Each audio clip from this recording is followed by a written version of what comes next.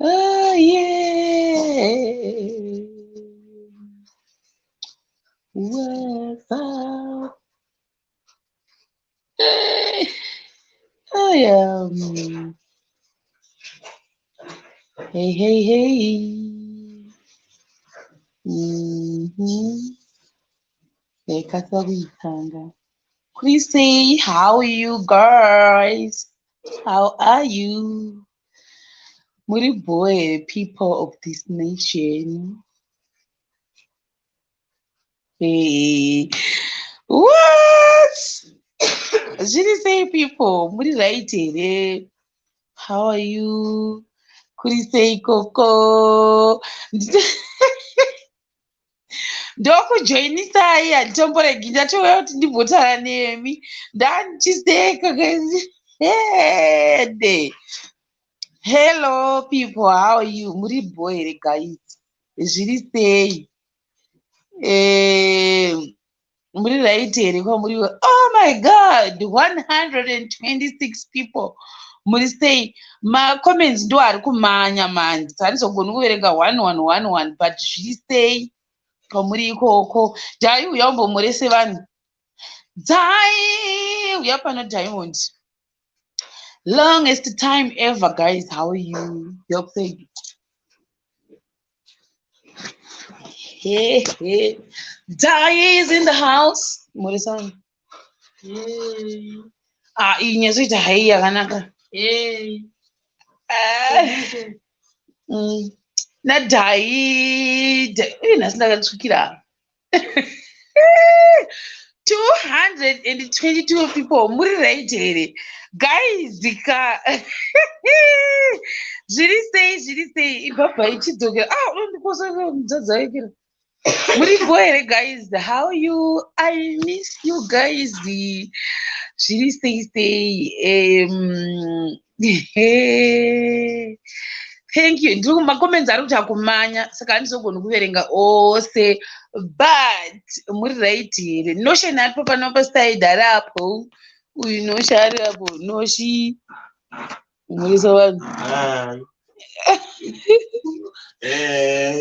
Notion ari apo. Saka ndichangobvawo kupinda. Thank you. Ndambononaiswa naSamantha. Samantha ndiye anondiponzora. You guys, by the way, masangano ndakaita naSamantha akatori fani. Pane muShemarian atoriwo kune imwe nyika ndiye akandilinga naSamantha. Saka 300 people, 300 people, 300 people. Saka akandilinga nani naSamantha. Saka Samantha ndiye wandongoziva kuti anokwanisa kundiponzora zvake. Saka normally kadambonoponzorwawo ndinongofonera Samantha, ndoenda kuna Samantha. Bhibo yangu iyi ndakaiitwa nevanonzi Mike Kim. Guys, I'm very loyal. Mike Kim ndandatovakanganwa, but ndakazovafunga mwe musi kuti pandaimboenda kuchikoro ndichiri kudzidza kuSouth Africa nepadaita temporary teaching, Mai Kim ndo vaindiruka. Mai Kim ndozovakanganwa iko zvinosei. Mai Kim vari mutaundi, saka ndo ndakavatsvaga kusvika ndavawana. Guys, imagine ndakavatsvaga ndakavashayiwa kwavaimboshandira kusvika ndazowana munhu akandondikonekta kuna Mai Save, kuna Mai Kim. Saka Mai Kim I think ndo vachange vari havo hairdresser wangu kana ndikange ndine zvimashereni. Oh my god, now mamino manje ndozvionera kuti ndapa live this girl atipa chinhu chekuti ndirotraina nacho nditi chekuti anzi dumbu here kudidi. Guys, ndamaona macomments enyu amuri kuvavira kuti anzwa simba. I was also shocked guys patata kuzoona mapikicha. Indaitozvirevera nhema. Ndaitozvirevera nhema kuti ndichakaslima. Ndazozvionawo nhasi guys, like I know kuti ndandagaina, but ndasina kuzoti ndagaina kusvika level iyoyo zvokutoti mapicture mazhinji atatorwa tamacheka neumhafu kudai. So vozi zvanga zvisiri kuita guys, kuti even imomomo machooneka ndatozikiriva kuti ndine rapa maona manje. Saka hamusiri megawo ndatoshamisikawo neniwo. Ndichaita clip I think 2 clips. Chata story time yekubva kwatakaita kuChiredzi, and also pane like I don't know kuti it's an awareness but but ndakataka kurwara nependi yataipendesa, so I'll do a story time about that. Then maybe ndichazongoita the second one definitely. 400 people, thank you. 400 people, 400 people. Saka muzonditi guys, muzoputawo muchinitumira vano vari kuwhatsapp pangu eve, muzonditumirawo tumascreenshot sine 400 people, 400 people, 400 people. Saka yeah, ndatoshamisikawo guys, amusi mega mashamisika, ndatoshamisikawo ndasimba, ndanchiziva ndakasimba but anoziva to that level. Saka mapicture mazhinji andatorwa, handatotorwa mazhinji ashoni, ndamamwe acho ndatozongomatisiya shamwari because anga asiri kuita ndafutisisisa kune zvekuseka. But the most painful thing ndechekuti ndotoswera ndisina kudya, saka pamwe chikafu chandakadya kumashure chaakuita maresults ameno. But anyway, I pray kuti ndichalusa weight guys, like it's painful, you know. Ora manje saka ndikuona vanhu vari kuti we're not happy. I'm not happy as well. Ndoshawo ndodiwo kuona manje vamwe vari kufungwa ndine nhumbu, hamusiri mega. Ndatomboenda kuchikoro kwebrother yangu kwana Dhayugo nhasi tinobhadhara maexalicense davo, ndichavapo vakatoti inhumbu kai ndichavapo ipapo. But guys, I'm more pregnant. Ameno, I don't know. Pamwe ndakasimba pa 2 weeks idzi dzandakazorora because kuChiredzi vamwe vangafungwa ndandichiri kuChiredzi, but mavideos ataisa paFacebook anga ari like ndakabva kuChiredzi musi wa31 October. Saka ndichazoita story time yacho ikoko how I left what chaita, ndicharecorda 2 videos definitely. Nenango ndingazoda ngoti makeup yangu indire mahara guys here. Haitomboindiri mahara, saka ndikurecorda 2 mavideos same dress same makeup, ndakangoita same kudai. So saka ndiyo ndichaita. Then ndichataurawo, I don't know, I'll find my ways ekutaurawo zvimwe zvandakadzidza after the project, and also maybe zvakazochinja pandiri after the project as well, because mind you, this was my first time yekuendawo kuita project. Then ione zvimwe zvaunozongoona zvanga usingafungiri kuti zvanga uchafungira kuti pamwe ndozvichaitika after the project. But guys, ndikandimbosekera vanhu vanga vachibvunza dhimbu rangu raenda kupiro mariona here, right? Hanzienda kugym kunoko ndichaona hyperthyroidism handizive. Alright, ndichaenda kunochekwa, maybe ndinaye handizive, handitoiziviwo, you never know, because but kudya hangu zvaJesu Kristu, and I want to blame anyone. Chikafu ndaitsika tiri kuChiredzi, chikafu chanyasa kurova, ndinyasoona kuti kana nhengo dzemundiro muya chanyasa kuona kuti nhengo 4 maona, kwete 4 doko 4 huru nekuda kuti taishanda. Saka handimbodi kurevera munhu nhema kuti nditi zvoni ndakazosimba because of this and this, ndingada kunyepa indaimbaidya kudya chaiko pandingaendawo kuvatita vangu kuduriyarwa jongwe ndinongorya nyama yoga maona manje. Saka handimbodi kublema mumwe munhu kana kuti it's my own cause, my own mouth. This one is the one that caused whatever that's happening right now. Alright. Oh, my husband, Takunda. Iwe shamwa Takunda. It's going to be Takunda drink in lose weight, guys. Dambo, we end up on Mamsat Mayakera.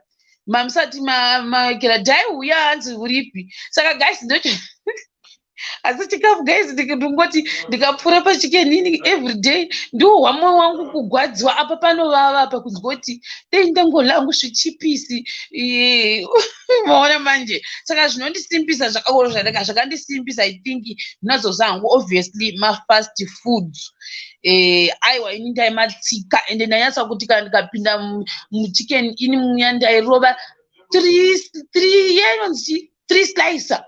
Yo, ndo chayo ndechoda yoyo ene chidinda ndikawa futi apa paka ngongorosha ndodzokera futi ku chicken ini kuya ndoidinda chicken ini ndoya ndonyanya kurya yoyo.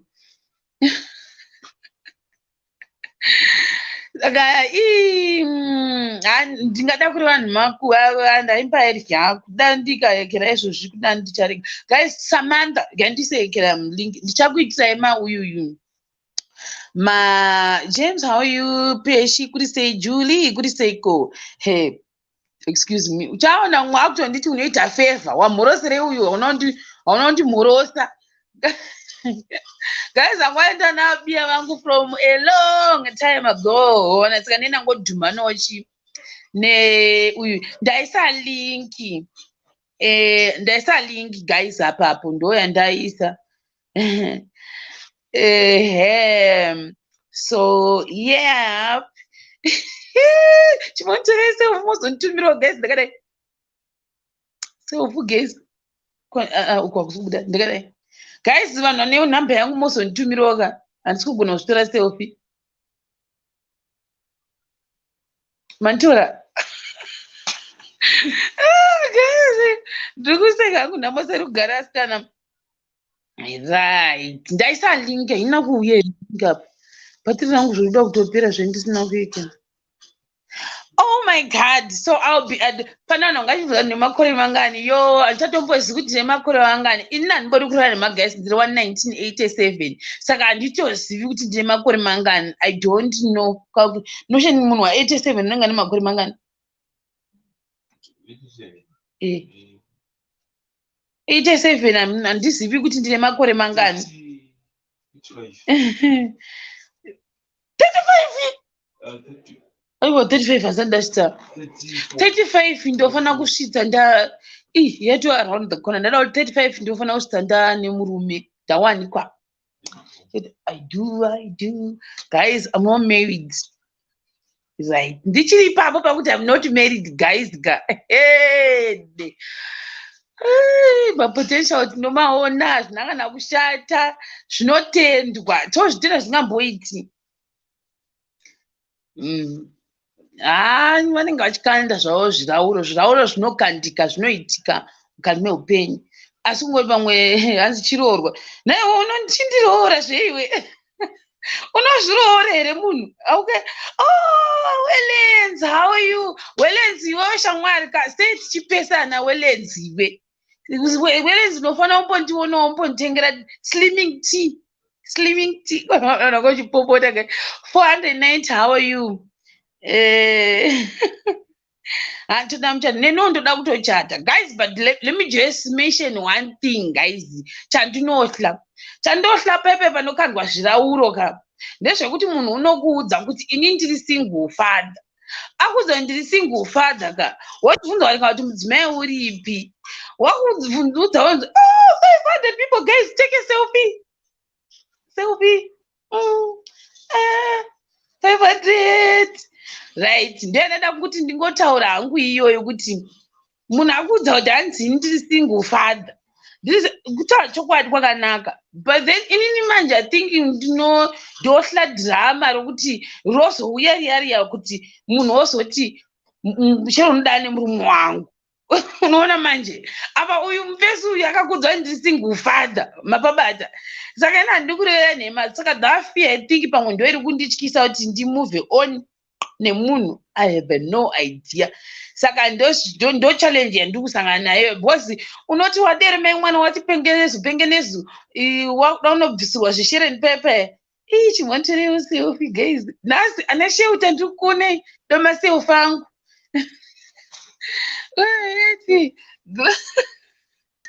Gloria. Hey, Gloria. Hello. Did he say? Could he say Gogo? Did he? Could he say Kwamuri? Oh, Muri Kupi. Kuri sei kusauthi.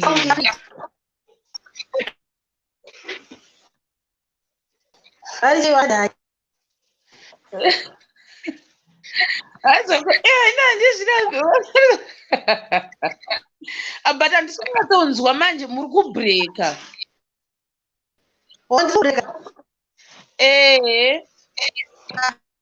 Handisi kunzwa ini.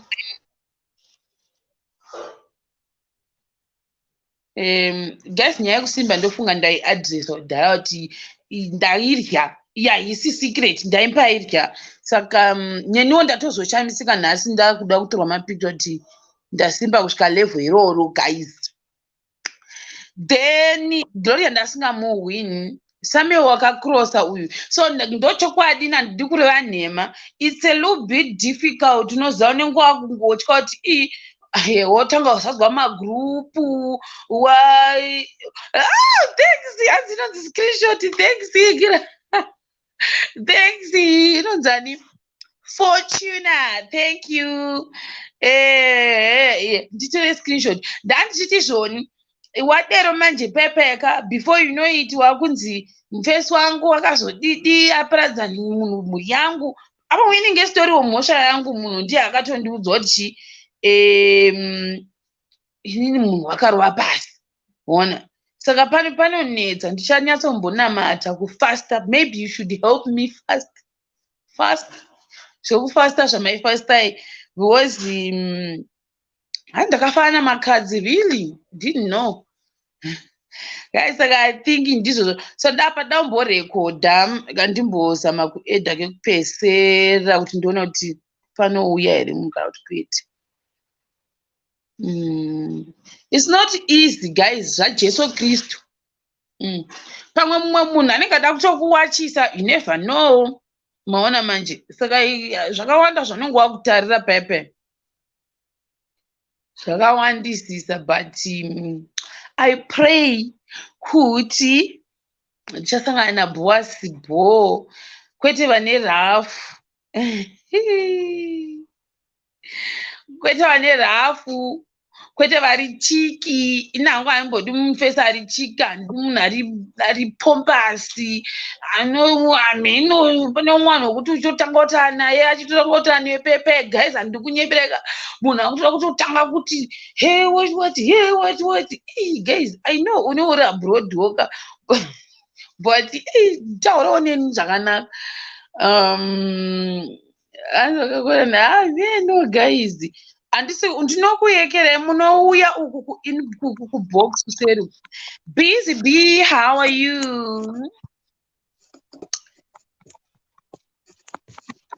Hello. Busy. And ndiri bo kuri sei ikoko? Ndiri bo zviri sei? Ndiri bo hamenowo uri sei? Ndiri right. Kuri sei ikoko? Nhasi kuno kuri kutondisipaka ini. Yasa kuri kundiitira obva adonha. Mamwe wacho see any ndiwani changa, can I see your face? I can't see you. Alright, ndakuona. Right. Kana uchida kupinda wakavhara face, it's okay. Unovhara zvako. Handisi kunzwa, mina ndokuedha here wakadero. Rega ndimuedhe. Neya! Zvese. Ndiri right wakachena chero. Thank you. Ndosaka ndiri kuzvida ka. Musikuona ndiri kuti ndikati kuzviona. Ungazomboziva here kuti ndicho chiya kuna mbuya kuna gogo. Imagine zvenyu. Wakaita basa mwana wamai. Mwari vakukomborere. Totenda imimi nesapoti yenyu. Dai pasina imimi tisina kudii kumboita project iya. Aiwa zvakanaka ufunge Mwari vanokuitira nyasha ufunge that project ka. Aiwa ini yakandiitira zvakanaka, yakatondiropafadza anyway. Thank you very much. Thanks a lot. Ndichaita zvangu video ndichingotaura about that. Ndozotaurawo manje what we are facing behind the scenes because of that project. Because I think maybe like because you did that project, you're also supposed to do a project for someone else. Mwana kunongoti neni ndibatsire because ndotanga project yangu yehuku. Imina handitorinawo kana huku. Foni yangu inotomboita mashawazi. aiwa handisoso takazviyamura isi hatimbozvigona totozvidawo takatodzidza anyway takatodzidza something from you. Thanks a lot. Okay. Bye bye. Alright, bye. Bye. Love you. Say, love you, T. Faustina. Yes, Shema, what do you say? Uribo. Ndiri right. Kuri say ikoko. Aiwa, kuno kwakanaka chose, kuri say ikoko. Oh, thank you. Africa is the future. Thank you very much for being a member. Support masters. Just say koko. That's the way of supporting Shema. Now we admin. There's a link, so you have to click the link. Tauren. Nawe Shema. We. Yo, not ndinotya kuzonzi mira ndikutanga ndabvunza chekutanga wakamboroorwa here at first? Ndakapotsa ndaroorwa. Wakapotsa waroorwa? Alright. Saka unogotyirei kuti hanzi ndinodana nemunhu and ndozotya kuyanikwa and kuzoharaswa nemukadzi wake because varume vagara vanonyepa. Munzira yerudo munzira yerudo kai unosangana nezvakawanda.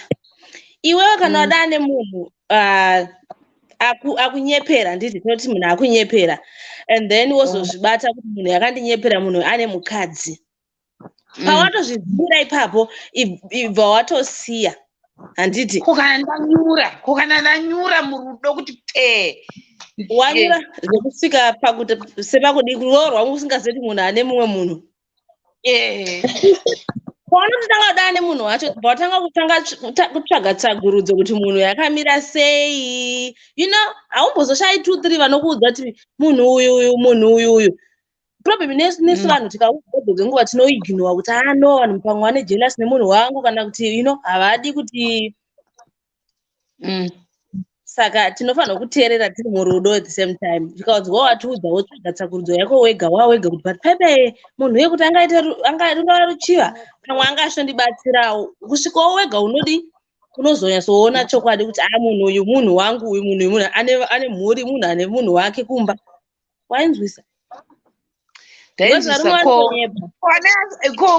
Ane achindiri single father unozoziva sekuti chokwadi kava kunyepa. Ipapo zvapo but unotombotsvagawo ways kuti unyatsoziva kuti zviri kufamba sei panapa. Unotombotsvaga.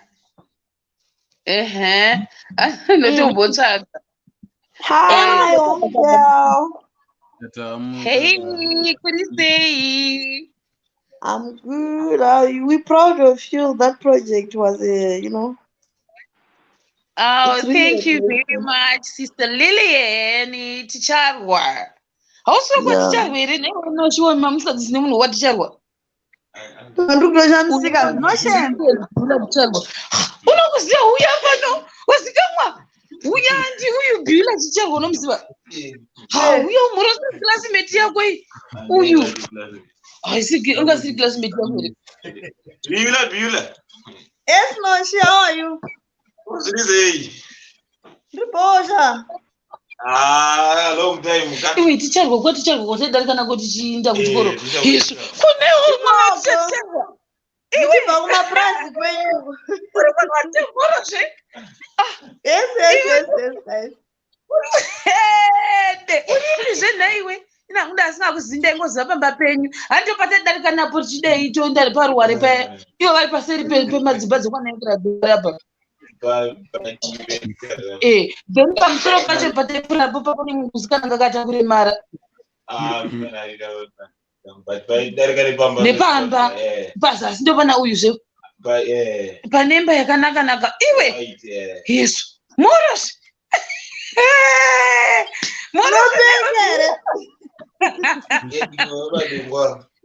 headzikero murupare idhambara zinomboiti uripi zvako Ndiri kuesei. mirani mbodonhesa vanhu mbichana ndimbokumhorosa alista ndikuona mira ipapo ndakumbomhorosa bhiula ndimomhorosa bhiula ko bhiula iwe uri kuitei kudhoni Ndikusenza pane imwe science center so. Asi wakazoita zvesainzi Ndakaita IT, it's science and technology. saka baba varipi? He's here, he's working somewhere, he's teaching here, but at another school. Ndotoona weekend. Mangwana ndendiri kumba kwavo. Yesu. Azi kumba kwavo. Uwamhorosa kuti azi nemwana wakamanzvera mhoro iyi. Iyo ndendiri kumba kwangu wose kubasa kwavo. Wow, kuzimayaniko? Mainoku. Ndototeeranyedza uri kutaura. Alright, iribo. Thanks a lot. Umhorose baba. Iribo. Bye bye. Alright, Zenzile. Mumhorose motion. Motion naona ndomuudza ndomumhorosa. Iribo. Alright, bye bye. Good night. Night. Alista ukaita murima indava iwe. Alista naZenzile foni huwa tanga ndakuona seri shamwari. Foni huwa I can't see you ndotanga ndakuona. Alista ndomza, Alista classmate yangu from Monash saka ndomziva Zenzile ndomziva. Guys, I think ndasara wandofunga tongoti 2 minutes ndobva ndainda. Gatuoni. Zenzile handisi kukunzwa nakutaura. Uri kuwere Zenzile? Baby. Uri sei? Ndiri for 2 minutes baby. Ndakuda kuinda unonditengera data here iwe nditengere data shamwari. Data rakudhura unoziva.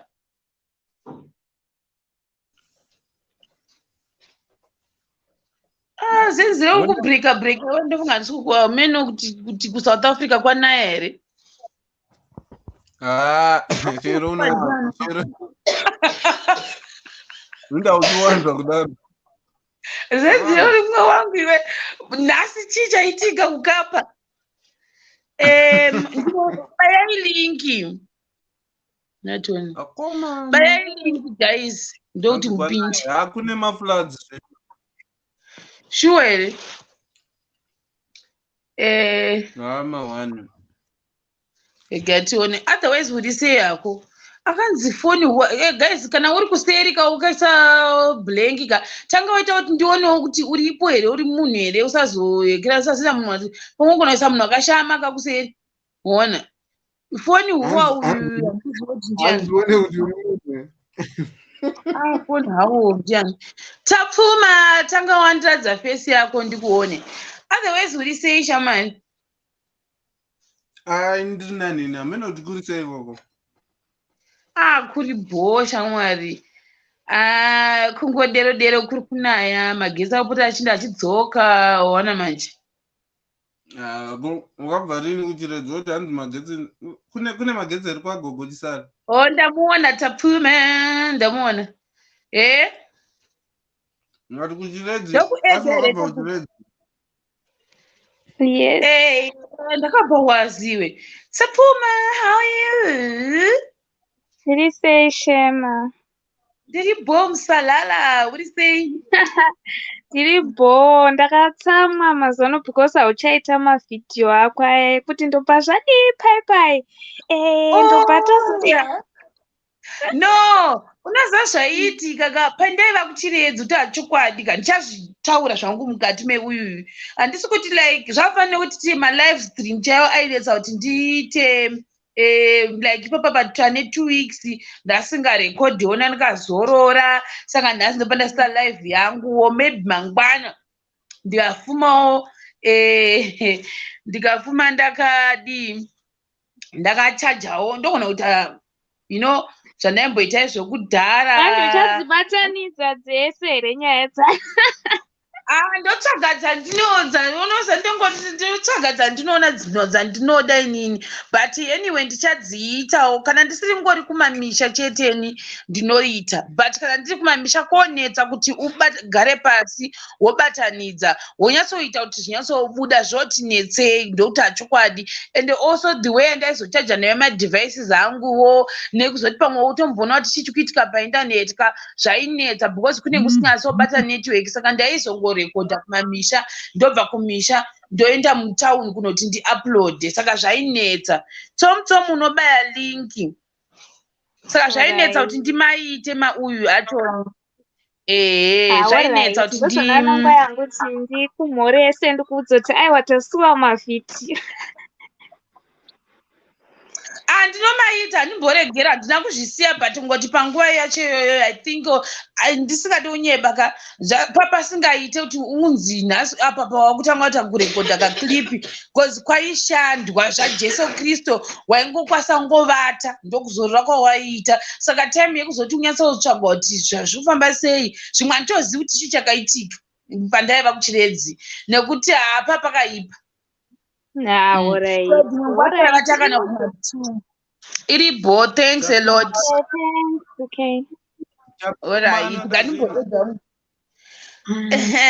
iwewe Zenzile ndichambokudonza ndimbotaura nevamwe Pagias or Pagias ndiri sei yes sisi makadini kuri sei ikoko kwakanaka hari sei mabasa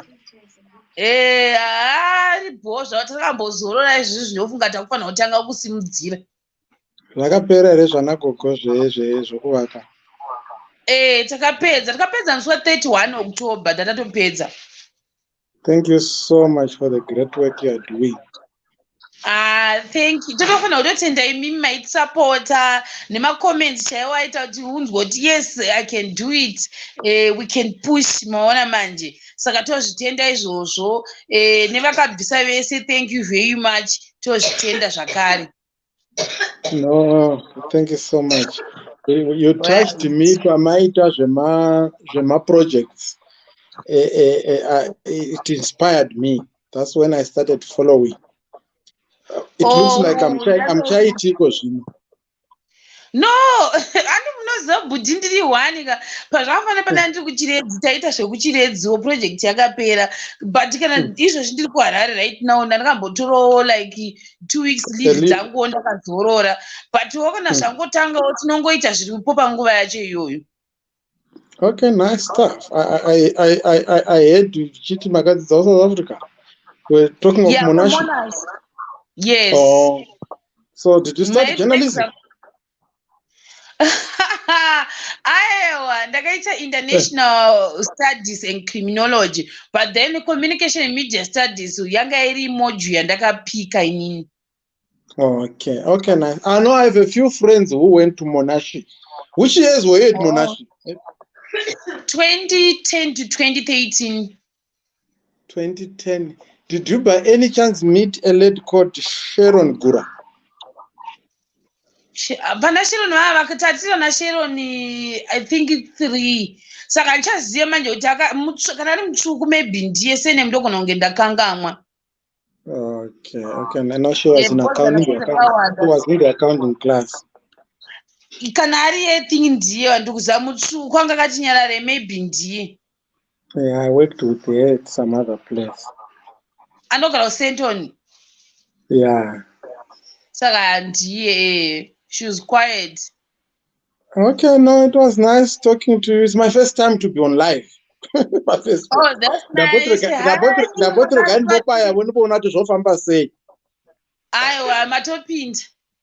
Okay, no, thank you so much. Let me give others a chance to speak to Shema. All right, thanks a lot. All right, Linda, how are you? ndiri right zvangu sisishero muri sei? Kuri sei ikoko? Kuno kuri bhuku. Yei makaita basa vedu we nezvamaketira gogo Chisare. Oh, thanks a lot. Uri kupi? Hai makabva masimuziva panzvimbo yedu ndobva kuchiredzika inini. Oh, papi pacho. Actually ndobva kuzaka kwarudhanda ndakakurira kuchiredzi. Kuchiredzi kusaidi kupi? Ndakaenda kuLions here, ndikaenda kwasina ndauzokuinda, ndakadarika neroad yemukwasini. Aindogara muna mau kuseri kwechigara pasi muchiredzi ndasandinambokusvika ini, ndikaenda kuhipo, ndikaenda kutriangle, tikaenda kugona rezhow. Makasvika? Takaenda naVherisa yeyu akapinda mai mwana chakudza zvakaitika. Ndakaenda naye Vherisa mugona rezhow. Guys, handisi ndakazviita futi and handifungi kuti ndinoda kuenda kune mhuka mukati meupenyu hwangu zvakare. Zvinhu zvakaitika ipapo ndakatovata usiku ihwo ndichiona sekutoti zvoda kutonditsika pamusoro pangu. Iwe zvatakaita zvatinazviti because unoona Vherisa chimota chitoko, unoona manje tikaenda neapa takaperwa nepeturu tichiinda kwainzi kune rwizi kwacho saka zvavati papa nehigh possibility yekuti pakuzodzoka taigona kunjemerwa mukati apa upiwi maekirayaka moenda moga ndiri papa pathing ndo paunoresvera because hapauzi kuti mhuka ikatsamwa inokuita sei, inokudubura yakati inokudii. Ndimbozvi ndakazvikangamwa vedu we kuona dzibhuku kwakanaka. Hapana zvadzinomboita kana kune vanhu. Alright, iri bokandiboisa mumwe toni. Alright, I think ndakuda kuzoenda guys. Thank you, bye. Simon, yes. Foni yangu yakupera moto guys. Guys, ndakuinda ini foni yangu yakupera moto. Good night guys. Bye bye. Guys, bye bye. Ma-questions akawandisa mamwe ndichazomapindura pamberi apo. Guys, good night. Bye. Thank you for supporting. Bye bye guys. Bye.